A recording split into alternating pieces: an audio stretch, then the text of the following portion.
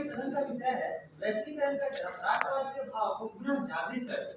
मेरा ऐसा मानना है कि ऐसा सोचना पूर्णतः भ्रामक होगा, क्योंकि वैश्वीकरण की तरफ जो हम बढ़ रहे हैं, ये पूरे विश्व में जो है एक सांस्कृतिक असमानता और आर्थिक भेदभाव को जन्म दे रहा है। इसे मैं कुछ तथ्यों से एक्सप्लेन करने की कोशिश करूंगा। जैसे हमारे पड़ोस के ही एक देश अगर मॉलदीव का अगर हम एग्जाम्पल ले, तो वहाँ पे एक राजनीतिक पार्टी आती है जो कि भारत विरोधी नारे लगाती है और वो वहाँ के निर्वाचन इलेक्शन जो है वो जीत जाती है। और इसके फलस्वरूप वहाँ पे क्या होता है कि उस देश को बहुत ज्यादा आर्थिक नुकसान सहना पड़ता है। और कभी वहाँ पे पर्यटकों की संख्या जो पहले पायदान की थी भारत, आज छठे पायदान है। टोटल 33% की गिरावट आती है वहाँ के पर्यटकों में भारत की।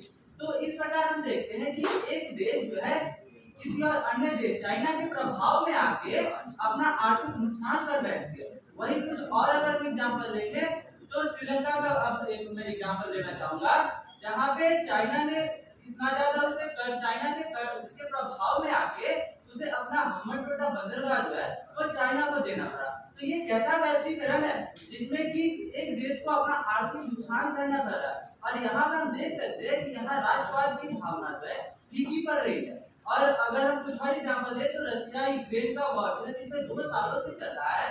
और अगर हम प्रत्यक्ष रूप से देखें तो ये रशिया यूक्रेन का वॉर है, लेकिन अगर हम इसे अप्रत्यक्ष रूप से देखें तो रशिया यूक्रेन का नहीं, रशिया का नाटो देशों के साथ वॉर है, रशिया का अमेरिका के साथ वॉर है। तो ये कहीं ना कहीं अगर यूक्रेन के लोगों में राष्ट्रवाद की भावना होती तो वो इस युद्ध को इतना लंबा नहीं चलने देते। वो चाहते कि जल्दी से जल्दी ये युद्ध जो है समाप्त हो जाए, क्योंकि इस युद्ध के कारण यूक्रेन जो है पूरा बर्बाद हो चुका है, उसकी पूरा अर्थव्यवस्था उसकी बर्बाद हो चुकी है।